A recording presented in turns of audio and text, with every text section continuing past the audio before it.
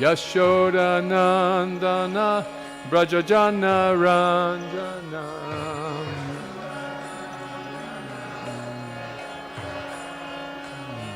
Yashoda Nandana Brajajana Ranjana.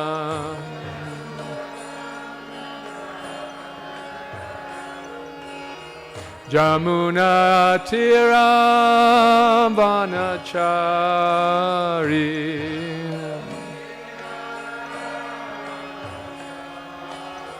Jamuna Tira Vanachari.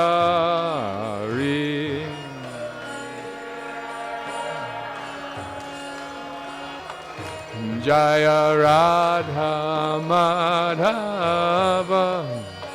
Kunja Bihari.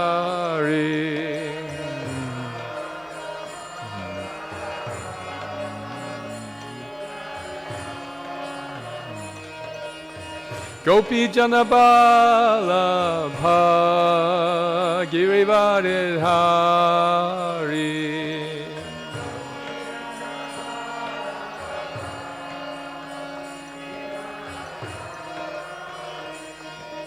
Yashoda Nandana Brajajana Ranjana.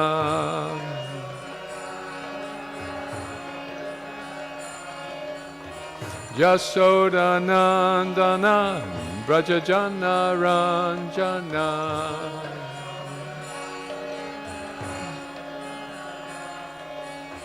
Jamuna Tira Vanachari.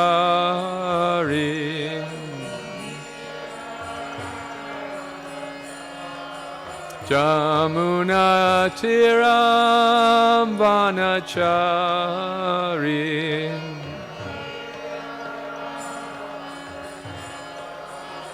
Jaya Radha Madhava Kunja Bihari.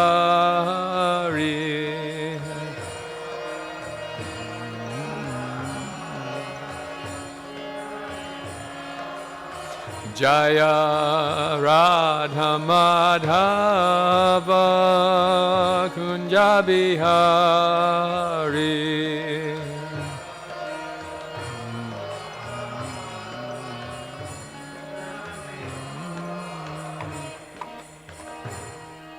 Gaur Premanandi.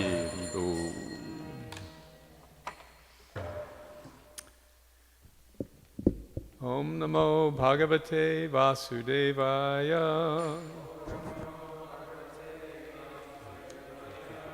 Om Namo Bhagavate Vasudevaya. Om Namo Bhagavate Vasudevaya.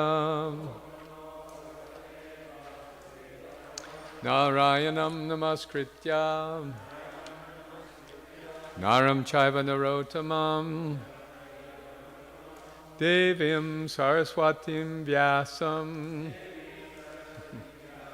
Tato Jayam Udirayet Nasta Prayeshva Bhadreshu Nityam Bhagavata Sevaya Bhagavati Uttama Shloke Bhaktir Bhavati Naishtaki. We are reading this morning from Srimad Bhagavatam's 3rd canto, chapter 14, entitled Pregnancy of Deity in the Evening. So we're going to do a chapter summary, but before we do a chapter summary, I'd like to do a little context for this chapter. So the 3rd canto is one of the legs of the Srimad Bhagavatam.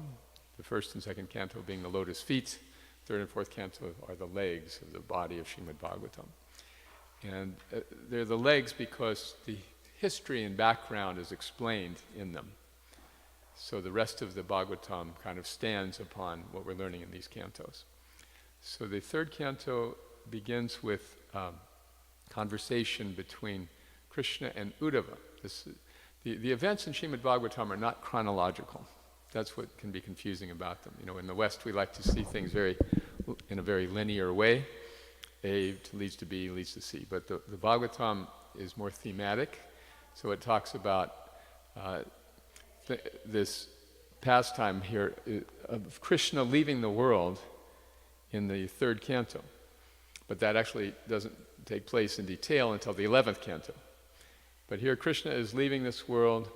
He is talking to his dear devotee Udava, and then Udava is learning all the last lessons that Krishna wants to give before leaving this world. That is explained in detail in the 11th canto called the Udava Gita. And it's similar to the Bhagavad Gita in a lot of ways, except it's longer and kind of more in-depth. And also not quite as intense, like right in the middle of a battle. Krishna's just kind of relaxing and giving instructions. So, Udava hears from Krishna, and then Krishna leaves. And then Udava is approached by a great devotee named Vidura. Vidura was a royal member of the royal family who left the palace to become a mendicant. So he was very wise and very respected. And he said to Udava, please tell me, what did Krishna tell you before he was leaving this world? And Udava said, I can tell you some things, but you really should go to Maitreya, who was also present when Krishna was talking to me. So Maitreya is my senior, so you should ask him. So Vidura has come to Maitreya with the questions about Krishna's disappearance and many other subjects. And Maitreya begins explaining these things, and that's how the 3rd canto and the 4th canto conclude.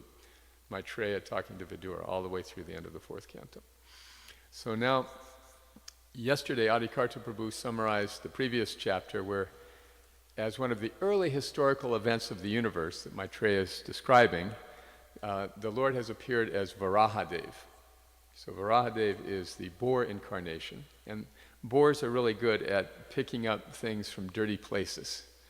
So he appeared in that form because the earth had fallen into the Garbhodak ocean. And so as a boar with his tusks, Lord Varaha picked up the earth. And then he fought and killed this demon who had caused it to fall in the first place. So that was briefly mentioned by Maitreya. So now in this chapter, Vidura wants to know more. So that brings us to today's verse. So we'll go ahead and do this verse, and then we'll continue with the summary of the chapter. This is text 5 for today. Yeah.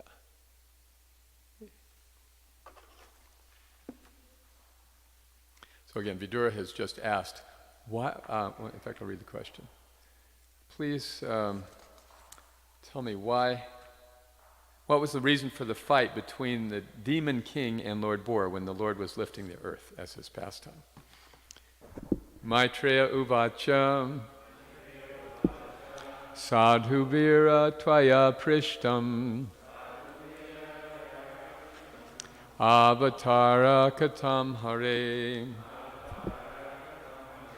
yat tvam prichasi martyanam mrityu pasha vishatanim sadhubira tvaya prishtam avatara katam hare yatvam prachasi martyanam mrityu pasha vishatanim. Please chant.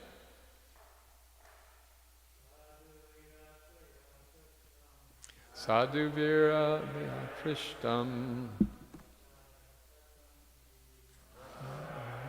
yatam hare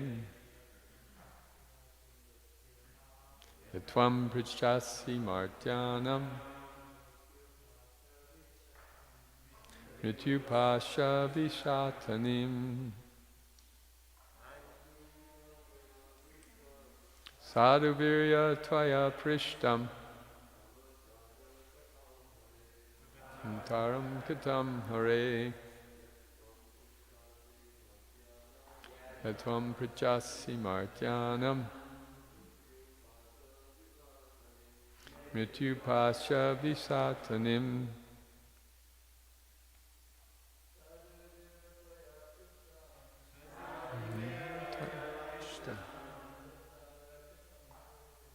Vataram hitam hare yatvam pichasi bhakyanam Mrityu pasya vishatanim.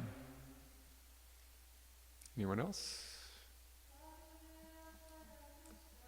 Sadhavira mahatrishtam avatara katam hare yatvam prachasi martyanam mrityu pasya vishatanim. Very good. Anyone know the meaning of these martya and mrityu? What does that mean? Death. Right. So let's read the synonyms together, please. Maitreya uvacha, Maitreya said, sadhu, devotee, bhira, O warrior, tvaya, by you, prishtam, inquired, avatara katam, topics on the incarnation of the Lord, hare, of the personality of Godhead. Yet, that which, tvam, your good self, prachasi, asking me, martyanam, of those who are destined for death, mrityu pasha, the chain of birth and death, vishatanim, source of liberation. And translation together, please. The great sage Maitreya said, O warrior, the inquiry made by you is just befitting a devotee because it concerns the incarnation of the personality of Godhead. He is the source of liberation from the chain of birth and death for all those who are otherwise destined to die. Do we have a mic for someone to read purport? Please, Arjuna.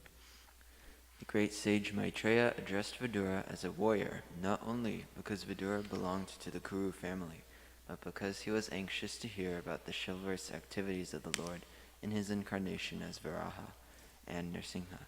Because the inquiries concerned the Lord, they were perfectly befitting a devotee. A devotee has no taste for hearing anything mundane. There are many topics of mundane warfare, but a devotee is not inclined to hear them. The topics of the warfare in which the Lord engages do not concern the war of death, but the war against the chain of Maya, which obliges one to accept repeated birth and death.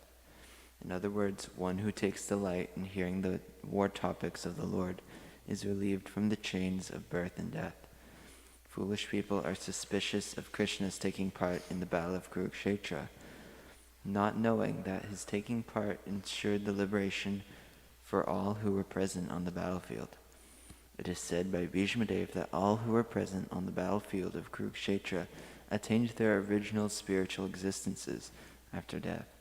Therefore, hearing the war topics of the Lord is as good as any other devotional service. Thank you. Srila Prabhupada ki jai. A very interesting point Srila Prabhupada is raising, because Vidura is asking, please tell me about this battle. And so Prabhupada is pointing out this is not like the mundane history of war, because Krishna appeared in this battle, and thus hearing about Krishna's battle pastimes is as good as hearing about his Rasa Leela pastimes or any other topic. And that hearing these topics is the very source of liberation from the chain of birth and death. So Maitreya is blessing the question and then proceeds to explain the background of the battle. So before we talk about the battle in a little more detail, I just want to mention how Prabhupada mentions Lord Nrsimhadev and Lord Varahadev. These are both incarnations of the Lord who are very dear to devotees. Why? What is their common quality?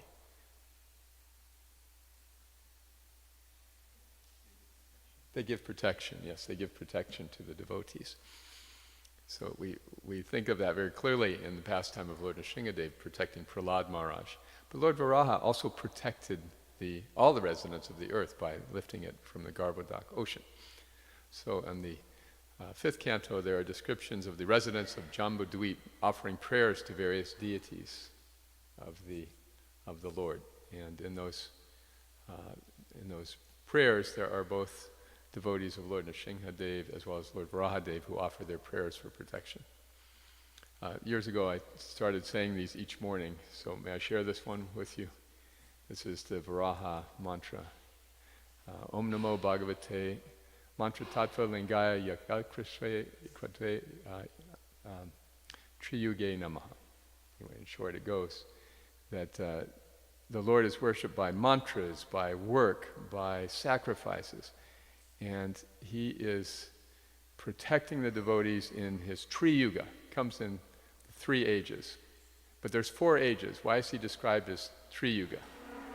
Anyone know? In Kali Yuga he comes in what form? Well, at the end.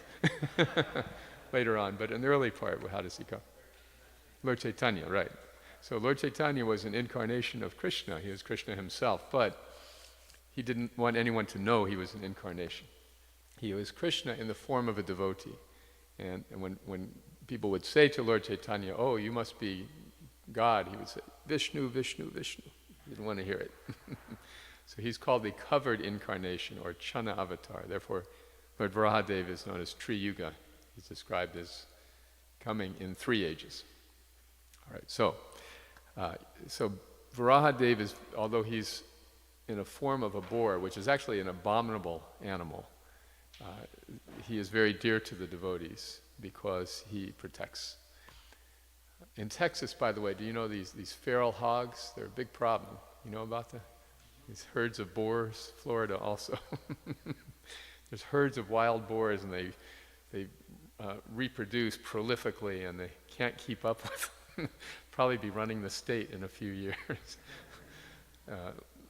So the boars are very nasty, hard to kill. They're powerful, and they just run wild over agricultural fields, and anywhere they go, tear everything up.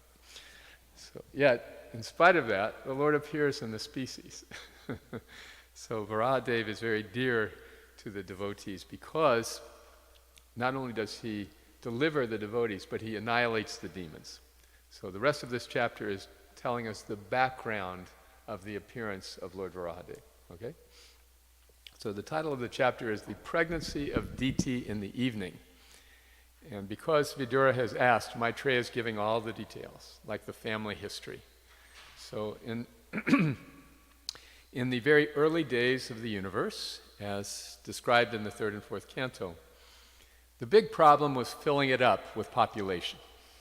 That's pretty much the plot of the 3rd and 4th canto. This king and this progenitor and how their descendants proceed. So one of the early progenitors of population who was doing this in service of Lord Brahma, the creator, was Daksha. So Daksha means expert. He was very expert in procreation. He had thousands of sons, and then he could also procreate in various species. So he was really a valued son of Lord Brahma. And he had 13 daughters who all wanted to marry Kashyapa Muni. Kashyapa Muni was one of the early sages of the universe also. So Kashyapa accepted all 13 daughters and then had children with 12 of them. Only one, the youngest one, Deity, remained without children. So she was very anxious to have a child with her husband. And one evening, she really became overwhelmed with desire to unite with her husband. He was busy meditating, but she was feeling a very strong urge. She said, "My dear husband, all of my sisters have children. I have no child. I'm very anxious to have your company. Please give me a child." And so Kashyapa was very tactful, and he said, "Yes, you are my dear wife, and the wife is like a fort for the husband, protects the husband. So you're giving me shelter. You are my better half." In this way, he gives her all kinds of praises, and he says, "Then just wait a short time, because the present moment is very inauspicious. This is the evening time. It's not an appropriate time, but very soon it will be. Right now, Lord Shiva is out, and the ghosts are out, and it's just a bad time."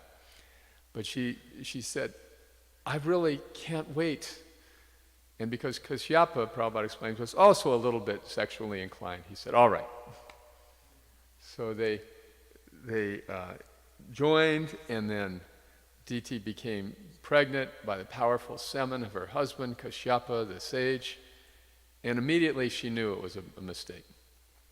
Immediately she was apologetic, And her husband said, yes, because we have chosen this inopportune time, your children are both going to be demons, big demons. And she was very distraught, and she was praying. She prays to Lord Shiva, please forgive me for doing this foolish thing. And then her husband consoles her and says, but both of your sons, although they're going to be big demons, they will be killed by Lord Vishnu himself. So she said, okay, that's better. And then he says, and not only that, but one of their sons will be a great devotee of the Lord. And then he concludes the chapter by glorifying Prahlad Maharaj, the son of Hiranyakashipu. So these two sons were born to Deity from this inauspicious occasion. So this is the content of this chapter, the pregnancy of Deity in the evening, telling us the background of Hiranyaksha, who is the demon who was killed by Lord Varaha. Okay. So I wanted to talk about Deity a bit more because it's something that's very instructive for all of us. Not only what happened to her, but how she handled it. It is practically inconceivable to people in the West, but the purpose of sex is procreation and not recreation. So devotees who are very cultured understand this, and householders will have union only for the purpose of having children. There's a whole ceremony called the Garbhadan Sanskara, where the seed is placed in the womb and then the child is born. It's an auspicious time with purification prior to the conception. And in this way, every condition possible is made favorable for a devotee child to be born. Srila Prabhupada, he quotes Chanakya Pandit. Yes, Chanakya Pandit said that the lion only has copulation once in a year at the mating season. Once in a year. Therefore, he said he is the king of the jungle. So, controlled sex life. Sex life is not bad. Krishna says, Kamosmi Bharatarshava. I am sex life, which is not contrary to religious principles. But if it's misused, then it's demonic. It's bad. And it can create all kinds of unwanted consequences, as Deity experienced. So, actually I have godbrothers and devotees I know who have been married and they only joined with their wife 3 times and had 3 children, and that was it. So it's quite astonishing by the Western concepts. So this is,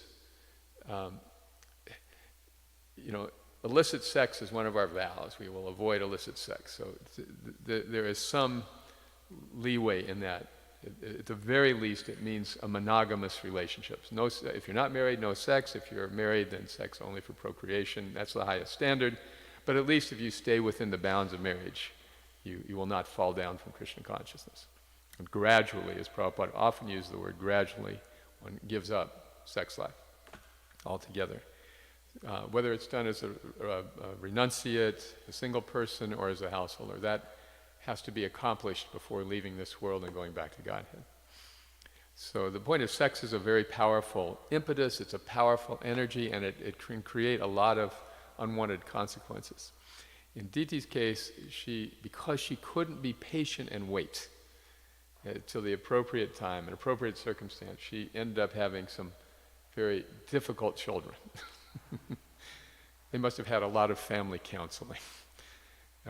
Because Kashyapa was an elevated soul, Deity was an elevated soul, and Hiranyaksha and Hiranyakashipu they were also elevated souls. That's the thing. They knew all the Vedic injunctions. They were very learned, but they just chose to defy Vishnu. They knew Vishnu is God, but they said, we're gonna blow him off anyway. See what happens. And this is the demoniac mood. In chapter 16 of the Gita, Krishna describes the demon, and the sons of Deity and all of their descendants are the race of demons.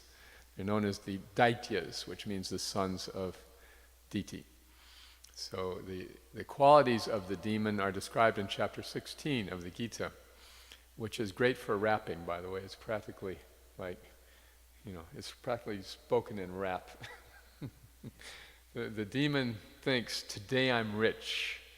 So demoniac people, first of all, they brag about how wealthy they are. They want everybody to know. It's not good enough just to have it. You got to flaunt it. You got to drive the car. You got to wear the clothes.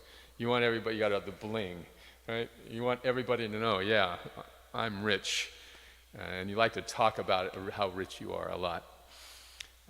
The demons are very unclean. They don't care for eating appropriate foods. They like to eat fast food and meats of all kinds, and eating is just done for enjoyment. There's no thought of offering to Krishna. The demons also only care about their own power and prestige, even if it means at the cost of truth. Truth is disposable if it gets in the way of my power. See, this is the quality of the demon that Krishna describes. And even at the cost of killing other people. My enemy, just kill him. I don't want him around, just kill him. And I'll kill the other one too.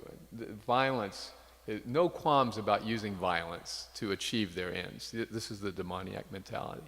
So for Hiranyaksha, the whole earth was being destroyed. He didn't care. It was just for him, just for his prestige and to show how powerful he was and invincible he was. There's no consideration for other people. That's the quality of the demon, the sons, the descendants of Deity. So Deity made this mistake of wanting to conceive a child at an inappropriate time. Immediately afterwards, she was contrite and realized, I made a mistake. So she prayed to Lord Shiva and she talked to her husband, I'm very sorry I've done this, what should I do?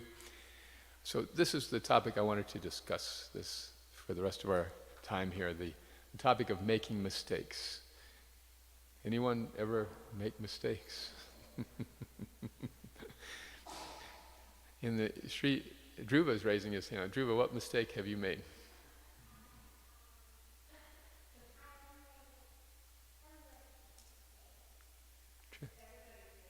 Everybody makes mistakes. Okay, doesn't want to get too specific.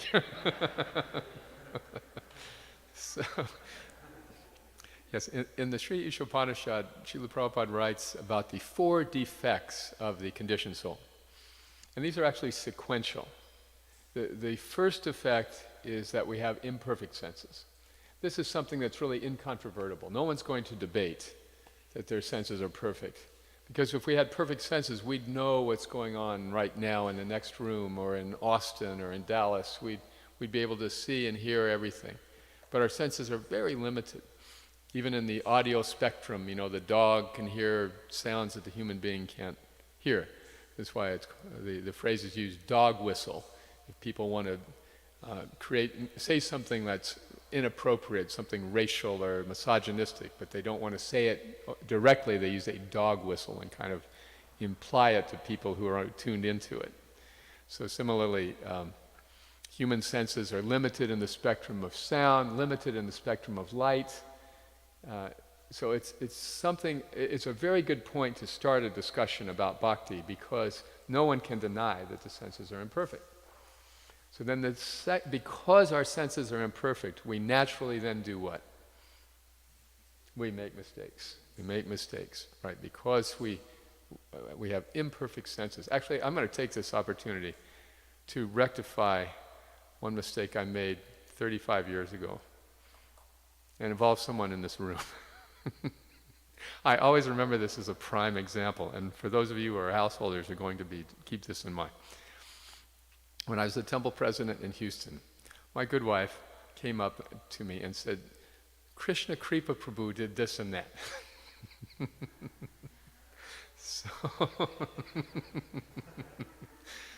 So I went to Krishna Kripa Prabhu and said, why did you do this nonsense thing?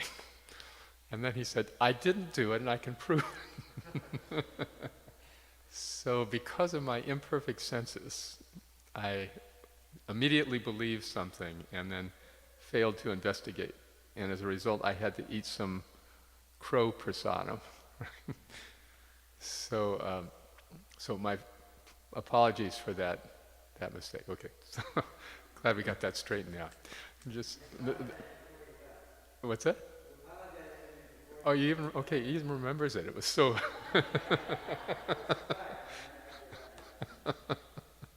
So, yes, the point is that imperfect senses lead to mistakes.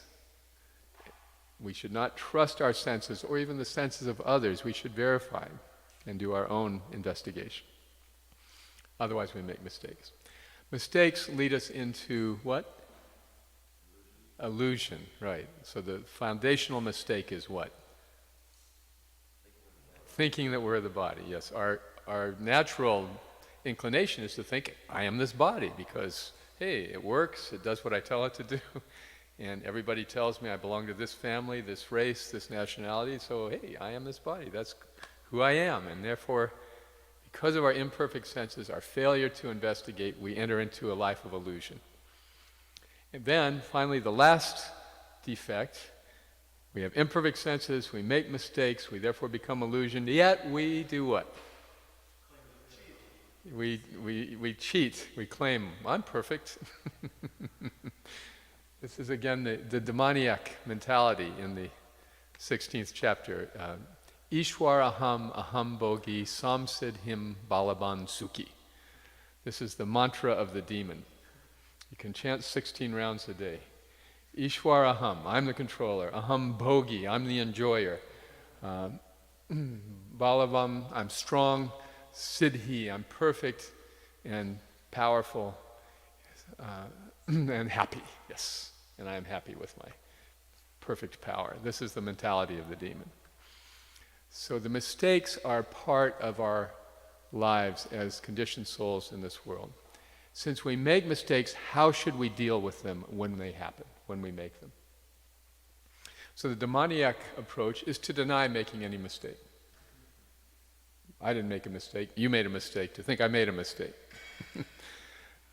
But the Vaishnava quality is to acknowledge I have made a mistake. This is actually so important for self-realization. Why? Because we've made a mistake. What is our foundational mistake? We forgot Krishna, yes. We ended up in Houston, you know. We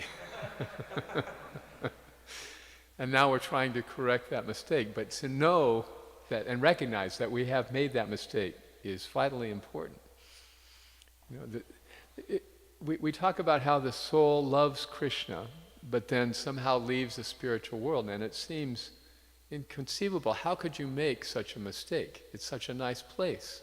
Every word is a song, every step is a dance. It's such a nice place. How could you leave? And the understanding I have of this is it's very subtle. It's not that we're thinking, oh, I just don't want to be with Krishna anymore. It's more like, wow, Krishna's the center of everything. I wonder what it would be like if I were the center of everything. Just a little passing thought. Just innocent. What would that be like? And then, poof, because Krishna fulfills our desires, he puts us in the material world, and where we can think we're the center of everything. Right from our very birth, kuchiku, you know, everybody is so affectionate to the little baby. Oh yeah, here I am. So the idea that we want to rectify that mistake is so important. The first thing is to recognize. There's 3 R's in dealing with a mistake. Recognition, remorse, and rectification. So first is recognition. I have made a mistake. This can be very humbling and hard because we don't like to admit we make mistakes. But that is part of the only appropriate way to deal with them unless we're demoniac. And we have to acknowledge, okay, I made a mistake. To recognize the mistake means to be very specific. When I should have done this, I did that. When I should have asked Krishna Kripa, did you do this thing? Instead, I assumed that it was true, right? Hare Krishna. So that was my mistake. I should have asked first. I should have understood. I jumped to a conclusion, which for many people is the only form of exercise they get. It's ready, fire, aim. Right? I'm convinced that my point of view is right, and therefore I'm just going to assert it immediately. That's how we often make our mistakes. Instead of, like I was mentioning on Sunday, hold it to ourselves, our opinions, and first find out what the other person thinks. This is a great way to avoid mistakes. First do the research and recognize, I failed to ask you, or I failed to find out. I had misinformation, and therefore I made this mistake. To evaluate, acknowledge, and define specifically the mistake we made is the first step in dealing with them. You know how it is. If you do something wrong and you want to just kind of let it blow over and not deal with it, it doesn't really work, does it? You don't really feel. You're just hoping nobody says anything about it, and then there's always anxiety, right? Like years ago, the president of the United States had some affair with an intern, and then he lied about it. So the affair was not. It was not glorious, but it wasn't like a crime. But then when he lied about it, that became criminal. See, so it's the cover-up. It's always the cover-up. So first thing to know in dealing with a mistake, don't try to cover it up. As much as we might like to make it, that doesn't make it go away. Right? So we have to recognize it and then address it very specifically. We see this in our acharyas, in our Gaudiya Vaishnava line, don't we? In the bhajans of Narottam Das Thakur or Bhaktivinoda Thakur. The first thing they sing about in these bhajans, which seems very out of place in a way, right?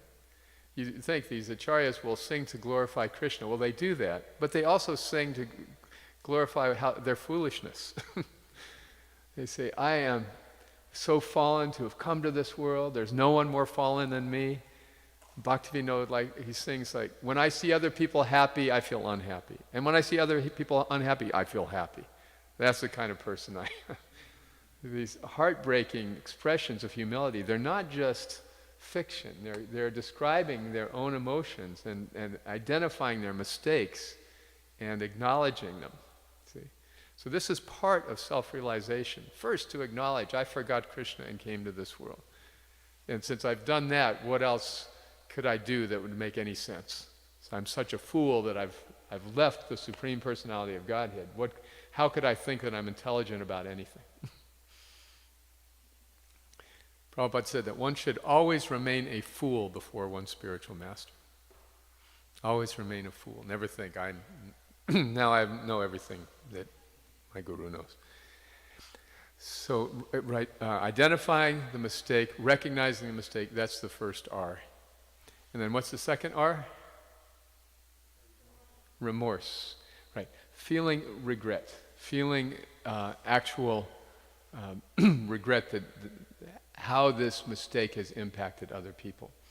Again, it requires identifying the harm that our mistake has caused. And again, this is not easy to do. I recognize that by my chastising Krishna Kripa inappropriately, I probably made him feel like, I remember the look in your eyes. It's like, what'd I do? I put you in anxiety. I made you feel humiliated. So many negative emotions I incurred as a result of my mistake. So we need to approach the people we have harmed by this mistake and actually identify and understand the consequences of our mistake. And to do that, we may have to ask them, how did you feel? I'm sorry I did this. Please tell me, how did it affect you? How did it impact you? This is regret, remorse. That needs to be from the heart. Have you ever heard apologies like, well, I'm sorry you feel that way. I'm very sorry that you feel that way. You have absolutely no right to feel that way, but nonetheless, I'm sorry you feel that way. Is that an apology? No, it's a remorseless response, right? So feelings are real. One of my God brothers likes to say that feelings are the only reality we actually know. Our feelings and the feelings of others are realities that need to be acknowledged. To say to a person, you have no right to feel that way, is violent and foolish, because they feel what they feel, right? If we actually want to move the way people feel, we have to understand how they feel first. So that's the first step to being genuinely remorseful, is to fully understand the impact of our mistake on the other person. And then, since if they see that we truly want to understand, there's some possibility that their hard feelings towards us may shift. So recognition, remorse, and finally, rectification. If we genuinely understand the nature of our mistake, how it affected the other person, then we may be able to rectify the mistake in an appropriate way. We may be able to address the harm we've done to that person. We may be able to give them some gesture of goodwill that will demonstrate our genuine remorse, one way or another. We may have to apologize publicly. See? Isn't it a fact that the demon will never apologize publicly? They will not acknowledge a mistake. Whatever is wrong, it's somebody else's fault, somebody else's fault. In fact, they generally present themselves as the victim. I'm the victim of this person and that person. I haven't done anything wrong, but all these other people have done things wrong, right? Just the opposite. The Vaishnava is just the opposite. I've made so many mistakes. As the Bible says very poetically, don't worry about the splinter in your brother's eye. Worry about the log in your own eye. So, the devotee is genuinely occupied with his or her own shortcomings. So much so that the shortcomings of others become obscured. And they become inconsequential. Now that may seem like kind of self-absorption. My father used to say when I moved into the ashram, he said, "What do? You just sit and look at your navel all day?" Like, what are you doing for the world? What are you doing for others? Just sitting, Hare Krishna, Hare Krishna. But the devotee's so absorbed in seeing his or her own shortcomings that they occupy us, and therefore the shortcomings of others disappear, or at least are not as visible. In fact, the highest stage of devotional service is called what? Tiny? Well, that's in Bhakti Vinod. Yes, great humility. But I'm thinking about these three stages on the continuum of bhakti. The kanishta, the beginner, the madhyama, the intermediate, and the uttama. So the highest devotee is known as the uttama adhikari. And the uttama adhikari is so conscious of his or her own faults that they cannot see any faults in other people. They are absolutely oblivious to the faults of others. Therefore, they can't discriminate. They can't preach. They can't go to somebody and say, "Let me tell you about Krishna." They already feel that this person, because they see Krishna in the heart, this person is like representing Krishna to me. What instruction could I possibly give them? So the kanishta can't discriminate because they have no idea who's advanced and who's not. The uttama can't discriminate because he sees everybody as more advanced. Our Sankirtan leader in Los Angeles on Saturdays used to come around and say to all the devotees, "Prabhu, could you descend to the second-class platform today and go out on book distribution?" The uttama can only preach to others when they just lower themselves to the middle platform. So like Srila Prabhupada is an Uttama Adhikari, but he acted as the Madhyama in order to spread Krishna consciousness. How do we know he's the Uttama? Look at the poems he expressed upon arriving in America.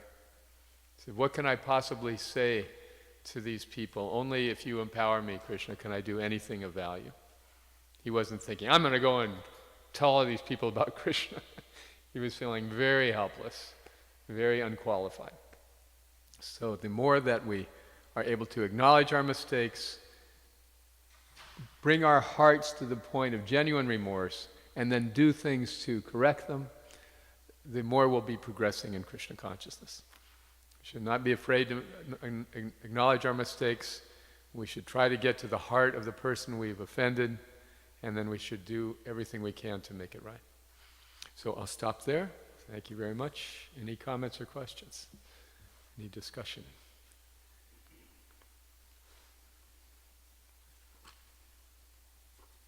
Was that a mistake in the class early?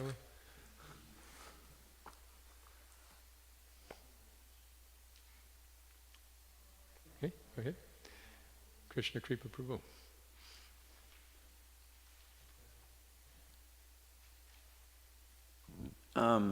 Just adding on to a few things that you were saying, my side of that situation was that there were offenses on both sides in one sense. But I certainly did take, that my activities were wrong also. And the next time I actually saw you, I remember apologizing to you for all the trouble I caused you.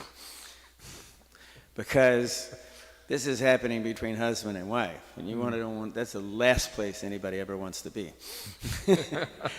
And we have a wonderful relationship for many, many, many years, ever since then. So following these procedures works. Just assume, if you're ever going to assume anything, assume you were probably wrong. And it works a lot better. Thank you. Very good point. You just reminded me years ago when we moved to Alachua, there was a list of all the devotees. So my wife's name is Jita Mitra with a J, mine's Kalakantha with a K, but then there's a devotee named Gyanagamya, and alphabetically he was right in between us.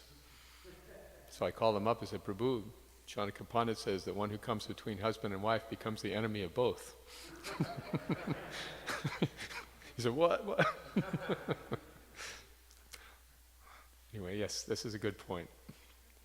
And thank you for your understanding.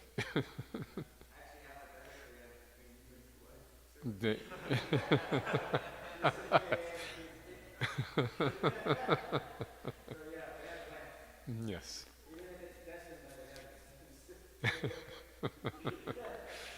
Yes, that is definitely a mistake. Go ahead, other comments, yes. Panchali. Rishabdev, we have the mic here. Panchali Devi Dasi. Hi Krishna. I was wondering if you had, what your thoughts were on mistakes that people make that aren't necessarily involving other people. Like, let's say a devotee makes a mistake or makes a decision and then they feel that it wasn't right. So is that Krishna takes over, in my understanding, of a devotee's life? So in other words, if you see another devotee making a mistake, am I understanding you correctly or no? No, more like our own life, our own decisions. We make mistakes. Yeah, and it doesn't necessarily involve other people. I see, it doesn't involve other people. Like we're between A and B, and we choose one. Right, mistakes that don't cause any consequences to anyone but ourselves. Yeah, but are they consequences? Oh yes. Oh yes. Excuse me, everything we do has consequences, right? Every decision we make. And in my life, I've just seen that life is just a progression of decisions, one after the next. And the older you get, the more they come at you. You got to make decisions. So if we make a decision that is bad, should we then say, Krishna, I'm sorry I made that decision? Is it just between us and Krishna? How do we rectify? How do we feel remorse? I mean, we'll feel remorse if we made a decision and then got a bad consequence. The important thing is to realize that it was our mistake. Often the consequences come in the form of other people. Because we've done something, we end up in a situation we don't like, and then we may blame the other people around us for that, but it was actually our choice. So better to say, okay, I have made this mistake. Yes, we need to then acknowledge that to Krishna. Krishna, I recognize that it would have been better if I've done this, but I've done this instead. How should I proceed? And this is where we can ask mentors. But acknowledging, owning the mistake is still relevant, even if it didn't hurt anybody but ourselves. Is that okay? Yeah, I was just thinking the other day, me and Gandiva were talking about, because Krishna takes over, in my mind, of a devotee's life. I'm yours. Whatever you do, whatever I do, please just help me make the right decision. I see. So the whole concept of free will comes in, and it confuses me. That's a very good point. Okay, Krishna, I'm putting my life in your hands, and this happened. Krishna, what the hell are you doing? Right? Yeah.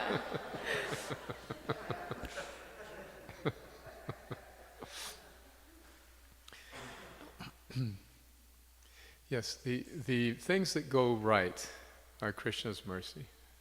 They're Krishna's grace in our lives. The things that go wrong are due to our not following him properly, or not hearing him properly. This is the attitude of the devotee. And we do have the free will to go left or right. And if we go left and we hit a wall, then we say, okay, Krishna, this is your mercy. I have learned from this mistake. Right? And then, but if I go right, now I'm going to go right. I thought I could, I could do a 20-day fast. This will really please Krishna, and then, I couldn't do it. Or I thought I could chant 120 rounds a day, and this is really Krishna's desire for me. But then after a week, we say, you see, so is that Krishna's fault? I was just trying to please you, Krishna. Really, this is where, actually Prabhupada writes beautifully in the Srimad Bhagavatam about the relationship of the Chaita Guru and the external Guru and the spiritual master. So Krishna is the Guru in the heart, Chaita Guru. And he can give us every instruction we need, but we're not tuned in. The role of the external manifestation of the Chaita Guru, the spiritual master, is to help us get focused so that we'll be able to accurately understand what Krishna is telling us. You see? Therefore, to avoid mistakes or minimize them, we should first consult with the Guru. Should I do this or this? Now, I hope I'm not digressing too much here, but it's an important question. So Gurudev, should I get married? This is a loaded question. It is a question that the Guru cannot win on.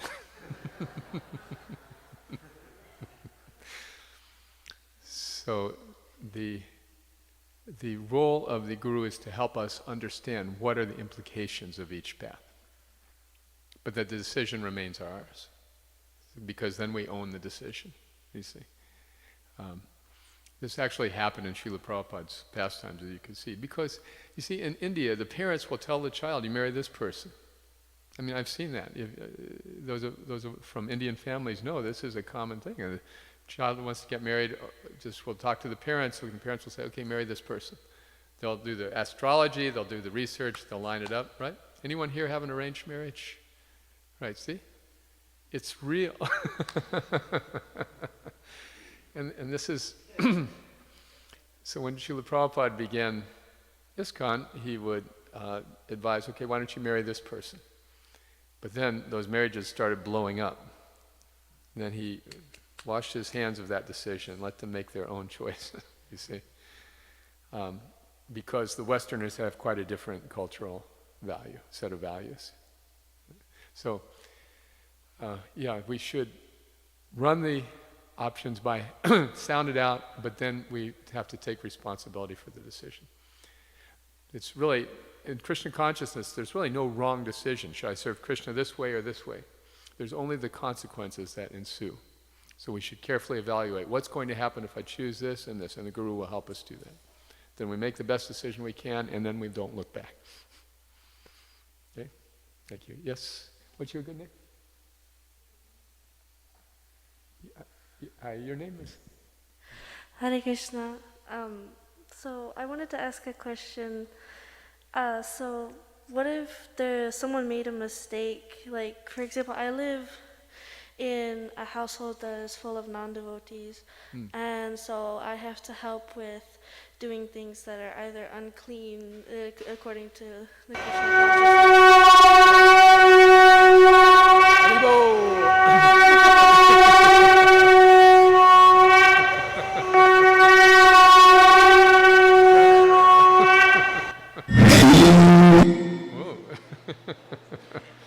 And that's the way to deal with an unclean household.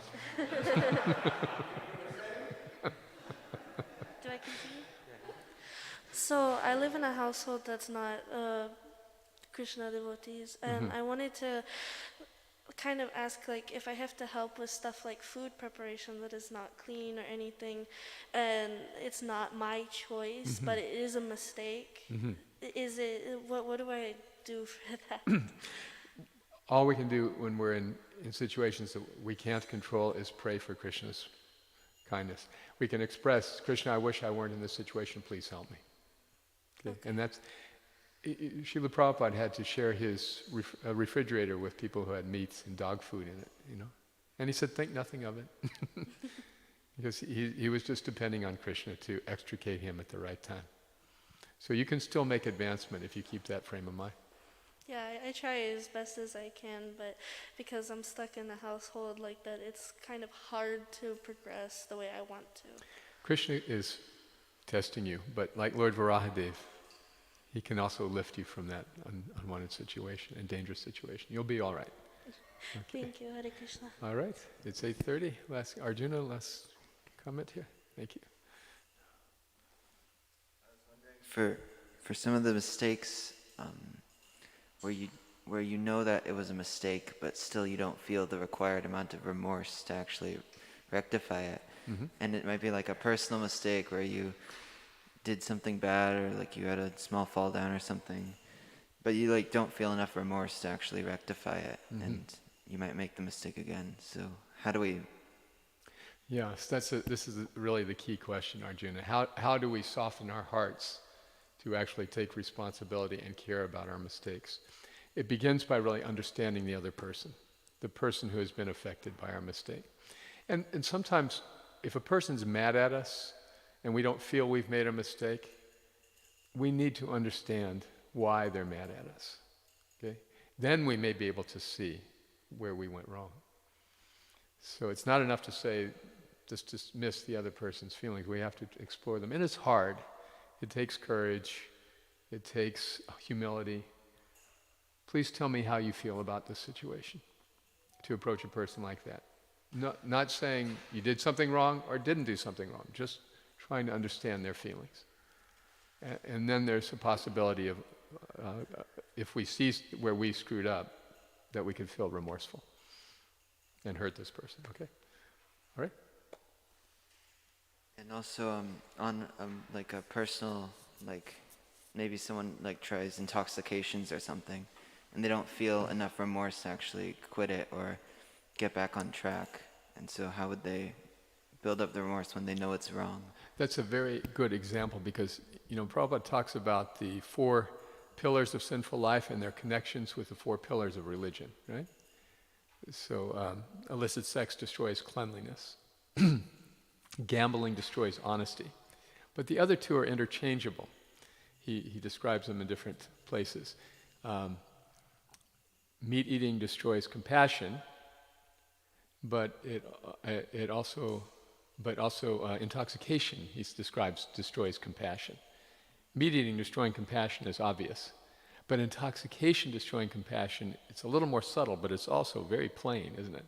Because someone who's addicted to intoxicants will spend the family money, they'll lie, they'll cheat, they'll do anything to get their intoxication. So their compassion or concern for others is gone. So if somebody is caught in making a mistake and we see that, all we can do is ask them to be Krishna conscious, to try to give them good association. We can't rescue other people if they don't want to be rescued. It's sad, it's heartbreaking. But then, as Prabhupada said, there's no point in going fishing if the fish is going to pull you in the water. Even better to deal with people who we can actually help. All right. Thank you very much. Srila Prabhupada ki jai, Srimad Bhagavatam ki jai.